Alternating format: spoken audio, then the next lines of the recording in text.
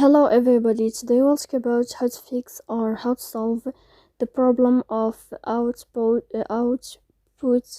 on Snapchat. Now, how to fix or how to solve the problem of output on Snapchat app, you should just go to settings. Here we click apps, default apps, app settings. Then this list will enter to the window or to the app of Snapchat, and we click. Here in this page of app info, we click on first stop and we click OK. Then you will enter to the window of storage. Here we click clear cache. Don't click manage storage because that can delete your data. And in the end, you can turn off your phone and you can wait a moment to turn on your phone again.